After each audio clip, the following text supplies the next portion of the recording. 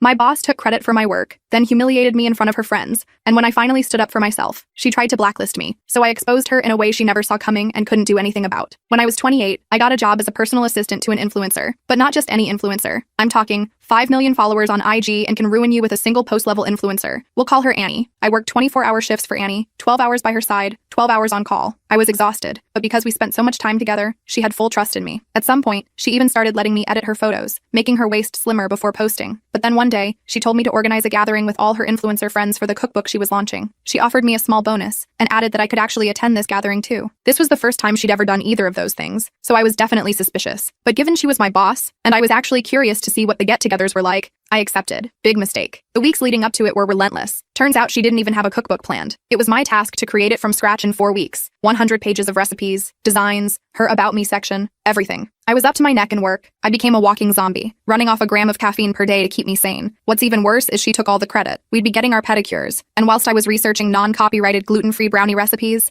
she'd be on her phone, talking about how excited she was for the cookbook and how the recipes were all her. This definitely frustrated me, but I bit my tongue and accepted this was show business. And then just days before the gathering, she started acting weird. She became more snappy, paranoid, but only around me. She said she liked the cookbook though, so I had no idea what the problem was. All I know is that the day before, she called me and angrily barked orders at me to 5 times the amount of food I'm cooking for the party tomorrow. I tried to tell her it wasn't possible, but she said to figure it out, and if I can't, I'm fired. I stayed up all night cooking, even paying a private chef $500 to spend the next day helping me. By the time I showed up to the gathering, I hadn't slept in 37 hours. I brought all the meals with me in a minivan that I hired out of my own money, and the first thing I was met with was Annie shouting at me for only being 6 hours early. I didn't have the energy to argue, so I nodded and apologized. I spent the next 6 hours setting everything up, including the food, while Annie just kept trying dresses on. Eventually, people started showing up. Everything was going smoothly, until Annie struck. Me, her, and 2 of her friends were talking about how great the food she made was, when Annie interrupted. You know, I asked Julie over here to make me an omelet once, and she almost set my kitchen on fire. Everyone began chuckling, and because I was too tired to respond, I chuckled too. Well, Annie took this as my approval. Her last boyfriend even left her because of it. She even called me once seriously asking how to turn on the oven. Remember that, Julie? Everyone was laughing so hard they were wheezing. Then someone said, "How do you do it, Annie? You created a whole cookbook in 4 weeks, organized this party, and attended a stray dogs volunteer shelter. You're one of a kind." Just like that, everyone was complimenting Annie. She was basking in it, and I was going to let her, but that's when she took it too far. Before I knew it, Annie was calling me dumb, ditzy, stupid, an idiot, even saying she should fire me, all as a joke. Everyone was doubling over at my expense, but when the conversation shifted back to Annie's recipes, I saw my chance to ruin her. You know, Annie, because you're such an amazing chef, I actually prepared something for you. I went to go get a chef's hat, then came back up to Annie before getting everyone's attention. Some of you might have noticed there's one dessert from the book missing on the tables. That's because Annie wanted to cook it in front of everyone. Her eyes went wide,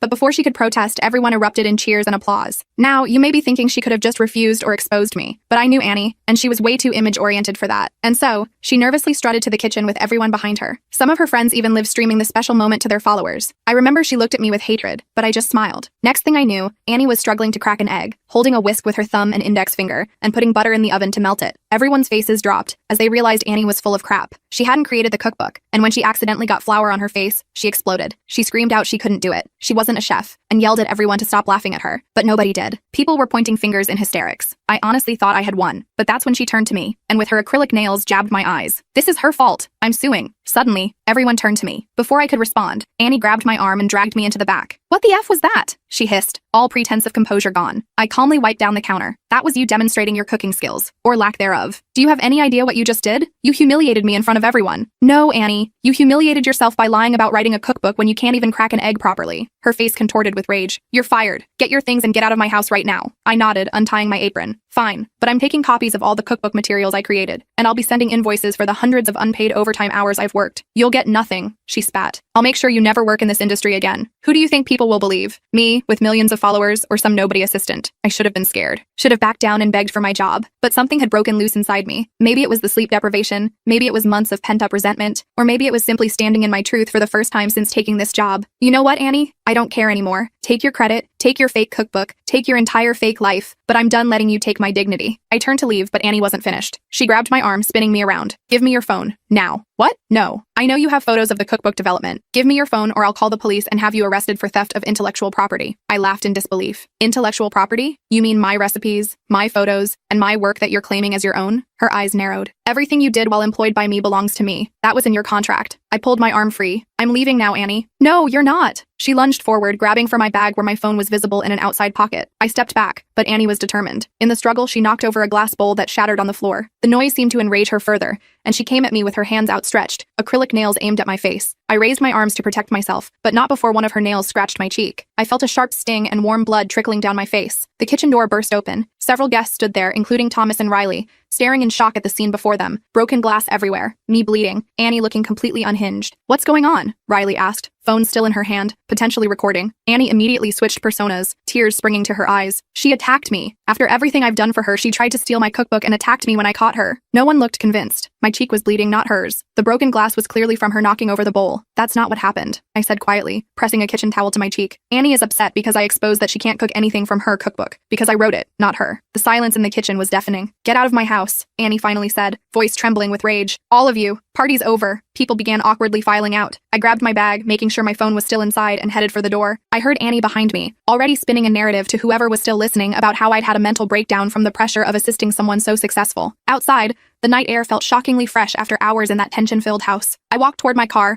not even caring about the possessions I was leaving behind in Annie's apartment. I just needed to get away. "Hey, wait up!" I turned to see Thomas jogging toward me, followed by Riley and a couple others I recognized from the party. "Are you okay?" he asked, gesturing to my cheek. "I'll live," I replied, suddenly feeling the full weight of my exhaustion. I leaned against my car for support. "That was intense," Riley said, looking genuinely concerned. "Has she always been like that with you?" I laughed weakly. "More or less. Usually with fewer witnesses, though." "I got the whole thing on video," Riley admitted, holding up her phone. "Both the cooking disaster and what happened in the kitchen afterward." "I'm so sorry. I started recording because I thought it would be a fun cooking demo, but then—" "No, I'm glad you have it," I said, surprising myself. "At least now there's proof of what really happened." Thomas handed me a business card. "I'm actually a lawyer when I'm not helping Riley with her travel content. If you need help dealing with this situation, legally, give me a call." I took the card, touched by the gesture even though I doubted I could afford legal help. "Thanks. I should probably get going before Annie comes out here and causes another scene." As if on cue, the front door of the house flew open, and Annie appeared, still in her apron, mascara running down her face. "I'm calling the police," she shouted. "Don't think you can just leave after what you did." Thomas stepped forward. "Annie, I strongly advise against making false police reports. Multiple witnesses saw what happened, and there's video evidence." Annie faltered slightly, looking at the small group gathered around me. "She violated her NDA. She told you all about the cookbook." "Actually," Riley said calmly, "you're the one who just confirmed she wrote your cookbook, not you.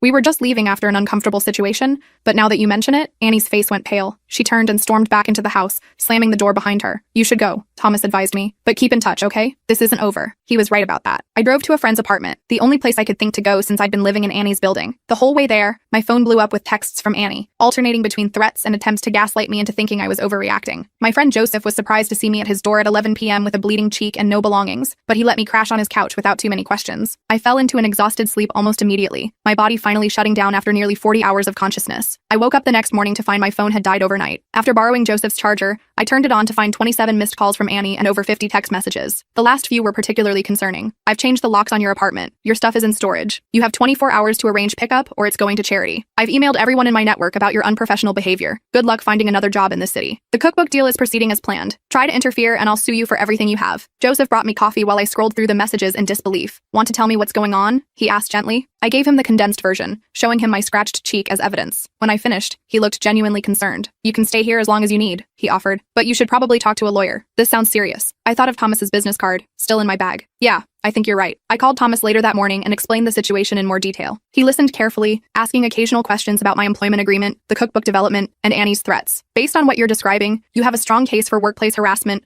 wage theft for unpaid overtime, and possibly assault charges from last night," he said when I finished. "The question is, what do you want to happen here?" It was a good question. Part of me just wanted to walk away and never think about Annie again. But another part, a stronger part, was tired of being bulldozed by people like her. "I want credit for my work," I finally said, "and I want to be paid fairly for the hours I put in. That's it. I don't want revenge or a public scandal." "That's reasonable," Thomas replied. "Let me make some calls and see what we're dealing with. In the meantime, document everything. Save those texts, write down a timeline of events while it's fresh in your memory, and if your cheek bruises, take photos." Over the next few days, I stayed at Joseph's place while trying to figure out my next steps. Annie continued her campaign against me, escalating from text threats to public Instagram stories where she vaguely referenced a betrayal by someone she'd trusted. She never named me directly, but her followers weren't stupid. They figured out who she was talking about, and my social media accounts were soon flooded with hateful messages from Annie's devoted fans. I went with Joseph to retrieve my belongings from the storage unit Annie had mentioned. Half my stuff was missing, but fortunately I had backed up most of my digital files to cloud storage, including the cookbook files. When I texted Annie about the missing items, she claimed ignorance, suggesting perhaps I had misplaced these items before moving out. 5 days after the party, I met with Thomas at his office. He'd reviewed everything I'd provided and had drafted a demand letter to Annie. This outlines your contributions to the cookbook, requests appropriate credit as the developer and writer, and demands payment for your overtime hours at standard industry rates, he explained, showing me the document. It also addresses the apartment situation and requests the return of any missing property. What happens if she ignores it? I asked, already knowing Annie well enough to anticipate her response. Then we escalate, Thomas said simply. But given the evidence we have, including testimony from party guests and Riley's video, I believe she'll want to settle this quietly. He was wrong. Annie's response came through her own lawyer, a high-priced, aggressive type who claimed I was the one who had violated numerous agreements by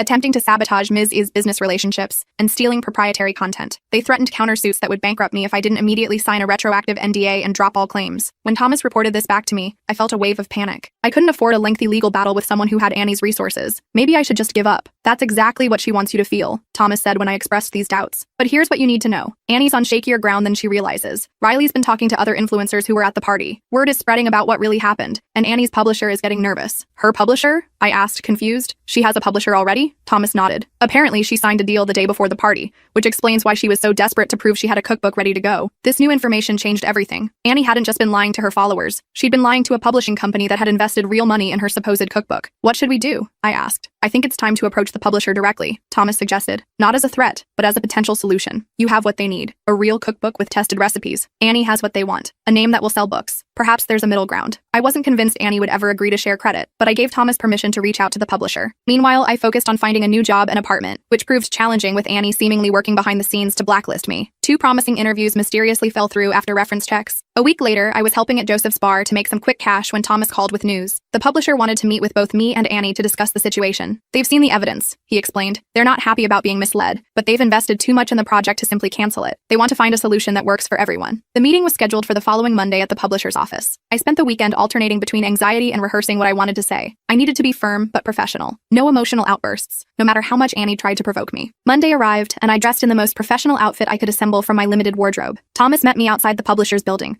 providing a final pep talk before we headed up to the conference room. Annie was already there, sitting across from a woman I presumed was the publisher. Annie's lawyer sat beside her, looking stern and expensive in a perfectly tailored suit. Annie herself was dressed immaculately as always, but I noticed dark circles under her eyes partially concealed by makeup. For once, she looked like she hadn't been sleeping well either. She didn't acknowledge me when I entered, keeping her eyes fixed on her phone. I sat down across from her, Thomas taking the seat beside me. "Thank you all for coming," began the publisher, introducing herself as Susan. "I've asked for this meeting because we seem to have a situation that needs resolution before we can proceed with this cookbook project." Annie immediately jumped in. "There's no situation. This former employee is making outrageous claims because she's bitter about being fired for incompetence." Susan held up a hand. "Ms. Zrania, I've reviewed the materials provided by both sides, including some concerning video footage from your launch party. I think it's clear there are legitimate questions about the cookbook's authorship." Annie's lawyer leaned forward. "My client has never claimed to personally develop every recipe. Like most celebrity cookbooks, this was always intended to be a collaborative project with Ms. providing the vision and branding." I couldn't help but laugh quietly at this complete revision of history. Annie shot me a venomous look. "That may be," Susan replied diplomatically, "but the contract Annie signed specifically states that she is the principal creator of the content. If that's not the case, we have a problem." Thomas spoke up. "My client isn't looking to derail this project. She simply wants appropriate credit for her work and fair compensation for the hours she put in developing these recipes and photographs." Annie scoffed. "She was paid a salary to assist me. Anything she created during that employment belongs to me." "Actually," Thomas countered, "her employment agreement doesn't include any such language about intellectual property ownership. And even if it did, the hundreds of hours of overtime she worked developing this cookbook far exceeded normal assistant duties." The discussion continued in this vein for nearly an hour, Annie and her lawyer insisting I was trying to extort her,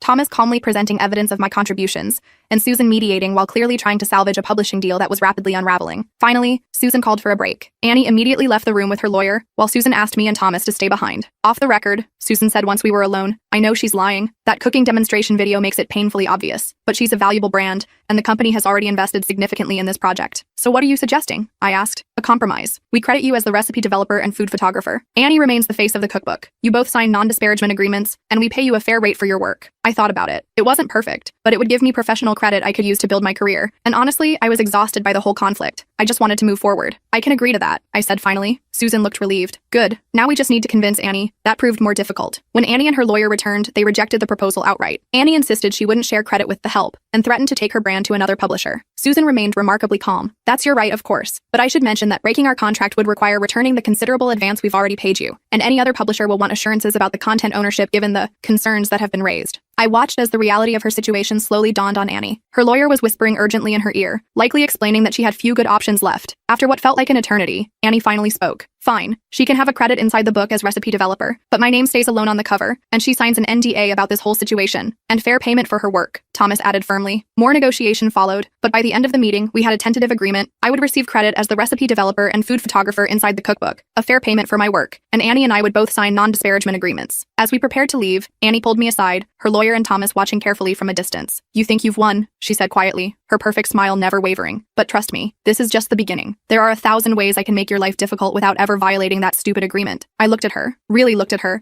and felt something shift inside me. For months, this woman had terrified me. She'd controlled my life, my sense of self-worth, even my perception of reality. But standing there in that conference room, I suddenly saw her clearly, just a deeply insecure person whose entire identity was built on taking credit for other people's work. You know what, Annie? I don't think about you at all. I turned and walked away, leaving her standing there with her mouth slightly open. Outside the building, Thomas congratulated me on standing my ground. The paperwork will take a few days to finalize, but this is a good outcome. You got what you wanted, credit for your work. Thanks for everything, I said sincerely. I couldn't have done this without you. Don't thank me yet, he replied with a small smile. We still need to get your stuff back from Annie's storage unit and find you a new place to live, but one step at a time. As we walked to the subway, I felt lighter than I had in months. The nightmare wasn't completely over. Annie would likely find subtle ways to continue her retaliation, and rebuilding my life and career would take time. But for the first time since I'd accepted that assistant position, I felt like I had some control over my own story. I checked my phone and saw a text from Riley. Heard about the meeting? Dinner to celebrate tonight? A bunch of us are getting together. I smiled and texted back a simple, yes. Maybe some good things had come from this mess after all. New friends who saw value in me beyond what I could do for them, a potential new career direction, and most importantly, the realization that I was stronger than I'd given myself credit for. The cookbook would be published in 6 months. My name would be inside, proof that I had created something real and valuable. And whatever Annie tried next, I would face it knowing my worth didn't depend on her or anyone else's validation. As I headed to Riley's dinner gathering that night, the whole situation still felt surreal. I'd stood up to Annie and somehow emerged with my dignity and professional credit intact. I kept waiting for the other shoe to drop. The dinner turned out to be at this little hole-in-the-wall Italian place. Thomas, Riley, Joseph, and a few other witnesses from the party were already there when I arrived.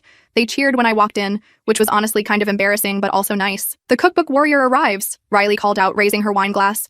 To standing up to toxic influencers. Everyone clinked glasses while I slid into an empty chair, feeling my face heat up. Thanks, guys, but it's not completely over yet. The paperwork still needs to be finalized. Still worth celebrating, Thomas said, passing me the menu. Not many people stand up to someone like Annie and actually get results. Over pasta and wine, I filled them in on the details of the meeting. The conversation eventually shifted to other topics, and for the first time in forever, I enjoyed just being around people without constantly checking my phone or worrying about Annie's next demand. When I finally got back to Joseph's apartment that night, I crashed hard. The emotional and physical exhaustion of the past few weeks caught up with me all at once. I slept for nearly 12 hours straight. The next morning, I woke up to 3 missed calls from an unknown number. They'd left a voicemail, which turned out to be from a cooking magazine editor named Jamie. Hi, I was at Annie's cookbook party and was really impressed by your food. I understand you developed those recipes. I'd love to discuss potential freelance work. Please call me back when you can. I nearly dropped my phone. An actual job opportunity? Without thinking twice, I called back immediately. Jamie answered on the second ring. Hello? I introduced myself, trying to sound professional despite my racing heart. I'm returning your call about potential freelance work? Yes. I'm so glad you called back, Jamie said. Look, I'll be direct. What happened at that party was awful, but everyone I've talked to says the food was excellent. We're looking for fresh recipe developers for our summer issue. Would you be interested? We talked for about 20 minutes. By the end of the call, I had my first freelance assignment to develop 3 seasonal dessert recipes for their July issue. It wasn't much money, but it was legitimate work that would have my name on it. As I hung up,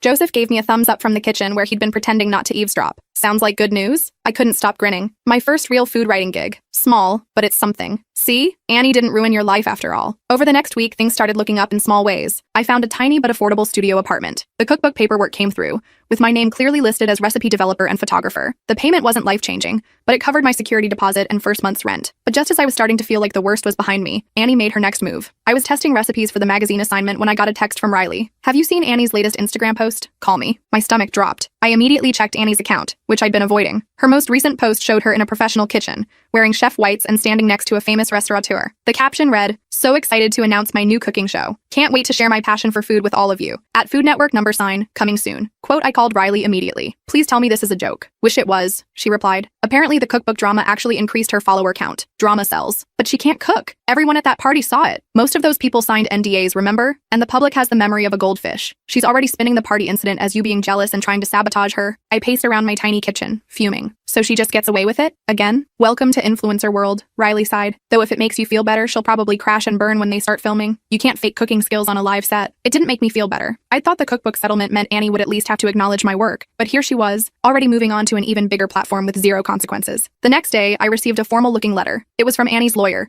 claiming I'd violated the non-disparagement agreement by speaking negatively about Ms. to industry professionals. They demanded I cease all communication about Annie immediately. I forwarded it to Thomas, who called me within the hour. This is an intimidation tactic, he explained. They have no proof because you haven't violated anything. They're just trying to scare you into silence while Annie launches this new venture. So what do? Nothing. Keep doing your work. Document everything but don't engage. She wants a reaction. I tried to follow his advice. I focused on my magazine recipes and started a small food blog to build my portfolio. I even landed a part-time job at a local bakery to supplement my income while I established myself as a freelancer. But Annie wasn't done with me. 2 weeks later, I discovered she'd hired someone to create a fake blog using screenshots of my recipe tests, claiming I was stealing her recipes for my new projects. The site disappeared within 24 hours, probably after Thomas sent a cease and desist. But the damage was done. Several food bloggers I'd been networking with suddenly stopped responding to my emails. Then my apartment building's management called to verify my criminal record that someone had anonymously reported. I had to spend an entire day proving I had no record. The final straw came when the magazine that had hired me for freelance work called to postpone my assignment. The editor was apologetic but vague about the reason. I went straight to Thomas's office without an appointment, probably looking half crazed. She's systematically destroying every opportunity I get, I said as soon as he could see me. This has to qualify as harassment, right? Thomas looked genuinely concerned. It does, but proving it is difficult. She's careful to maintain plausible deniability. So what, I just give up? Move to another city and change my name? He thought for a moment. Not necessarily. Sometimes the best offense is a good offense. What does that mean? It means we might need to be more proactive. Annie's cooking show is her vulnerability. She's building her brand on a skill she doesn't possess. But how does that help me? I already exposed her once and it only made her more popular. Thomas smiled. That was a private party. TV is a different animal entirely. 2 days later, I found myself sitting in a coffee shop with a woman named Susan, not the publisher,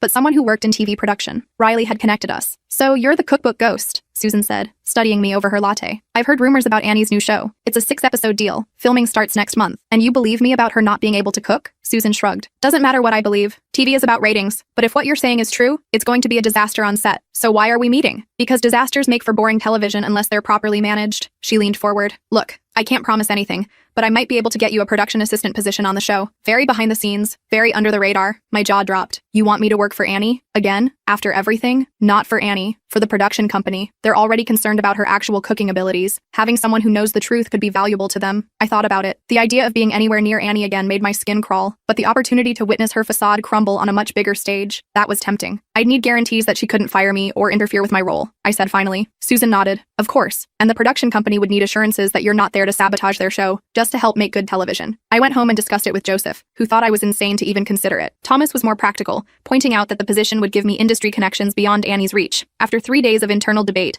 I called Susan and accepted the offer. The next month was a crash course in TV production. I was hired as a food prep assistant, responsible for gathering ingredients and helping the food stylist. My name was buried in the crew list where Annie was unlikely to notice it. I wore my hair differently and kept my head down during pre-production meetings. The first day of shooting arrived. I arrived at 5 a.m., helping set up the kitchen set before most of the crew arrived. The plan was for Annie to film her introduction and then make a simple pasta dish for her first demonstration. When Annie walked onto the set at 9 a.m., I ducked behind an equipment cart. She looked perfectly put together as always, but I noticed her hands shaking slightly as she studied the kitchen setup. The director walked her through the shooting schedule while I focused on prepping ingredients. The plan was for Annie to cook on camera, with minimal cuts or assistance. Authentic cooking was the show's selling point. When the cameras started rolling, Annie was all smiles and charisma, nailing her introduction perfectly. Then came the cooking segment. Just like at the party, it was immediately obvious she had no idea what she was doing. She couldn't dice an onion. She turned the burner too high and nearly started a fire. The pasta stuck together in a gluey mass because she didn't stir it. After 3 disastrous takes, the director called for a break. Annie immediately demanded to speak with the executive producer in private. I continued quietly prepping ingredients for the next segment,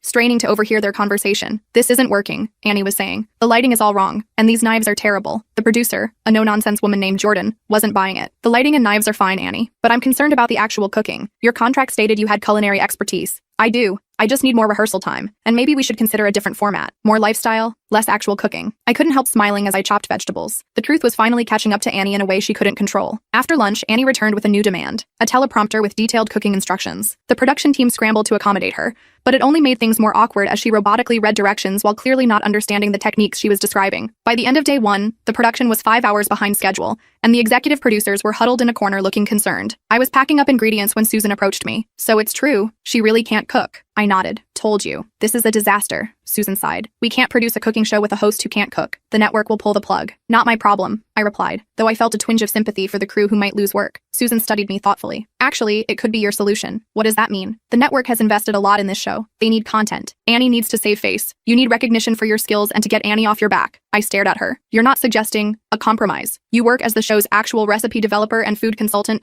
credited properly on screen. You train Annie in basic techniques between shoots. The show gets saved. You You get a legitimate credit on a TV show, and Annie gets to maintain her image with minimal embarrassment. It was crazy. Absolutely insane. Work with Annie instead of against her, after everything? But as I thought about it, I realized it might be the perfect solution. A credited position on a TV show would give me professional legitimacy Annie couldn't take away. And the sweet irony of her success depending on my help wasn't lost on me. Annie would never agree to it, I said finally. Susan smiled. Let me worry about that. The network has leverage here. Just be ready for a meeting tomorrow morning. I barely slept that night, imagining all the ways this could backfire. But when I arrived on set the next morning, I found the executive producers, Annie and her manager, waiting in the production office. Annie's face when I walked in was priceless. Shock, followed by fury, followed by careful neutrality when the executive producer began speaking. Thanks for joining us. We've been discussing some challenges with production. Annie has agreed that having an experienced recipe developer on the team would be beneficial for everyone. Annie's smile looked painfully forced. Always happy to collaborate with talented people, she said through gritted teeth. The terms were presented. I would be credited as culinary producer and would develop all recipes for the show. I would work with Annie between filming days to improve her basic cooking skills. In return, everyone would sign new non-disparagement agreements, and the production would move forward with proper support for Annie. Annie barely spoke during the meeting, but her manager was constantly whispering to her. I gathered from fragments I overheard that the network had made it clear this was the only way the show would continue. When everything was settled, Annie and I were left alone in the room momentarily, as everyone else stepped out to finalize paperwork. You planned this somehow, she hissed once we were alone. I shook my head. Nope, just karma finally catching up. You built a career on taking credit for other people's work. Eventually that stops working. This doesn't change anything. I'll still be the star. That's fine. All I ever wanted was credit for my work. Now I'll have it in writing, on screen, where you can't erase it. The show moved forward with the new arrangement. Working with Annie was still challenging. She remained convinced I was out to sabotage her, but professional necessity forced a cold truce between us. I developed recipes she could reasonably execute after practice, and she begrudgingly followed my instructions. The first episode aired 3 months later. True to the agreement, my name appeared in the credits as culinary producer. Several food blogs even mentioned my contributions specifically, noting the impressive recipes. After the 3rd episode aired, I received a job offer from a different cooking show, a legitimate position as a recipe developer with the opportunity to appear on camera occasionally. I accepted immediately. I gave my notice to Annie's show, fulfilling all my contractual obligations. On my last day, Annie approached me as I was cleaning out my workspace. So you're abandoning ship, she said, trying to sound casual. Moving on to better opportunities, I corrected. That's how careers work. She nodded, examining her perfect manicure. You know, you could have just asked for credit from the beginning instead of making such a scene at my party. I couldn't help laughing. I did ask Annie, repeatedly. You said I was just the help and threatened to fire me. She waved her hand dismissively, rewriting history as easily as breathing. Well, anyway, good luck with your whatever it is you're doing next. It wasn't an apology. Annie was probably incapable of genuine remorse, but there was a note of something almost like respect in her voice, the reluctant acknowledgement that I'd managed to turn her attempts to destroy me into stepping stones for my own career. As I walked off that set for the final time, I realized I genuinely didn't care about Annie anymore. She'd continue being exactly who she was, taking shortcuts, claiming credit, manipulating reality to center herself. But her power over my life was gone. 1 year later, I published my own cookbook under my own name. It wasn't a bestseller, but it was authentic. My recipes, my photos, my voice. Annie's show lasted 2 seasons before being canceled, but by then I was too busy with my own projects to pay attention. Sometimes people ask if I regret working for Annie, given all the drama. I always say the same thing. I don't regret the experience, just how long I tolerated the disrespect. Because in the end, Annie taught me the most valuable lesson of my career. No job is worth sacrificing your dignity, and the truth has a way of coming out eventually, even in the carefully curated world of social media.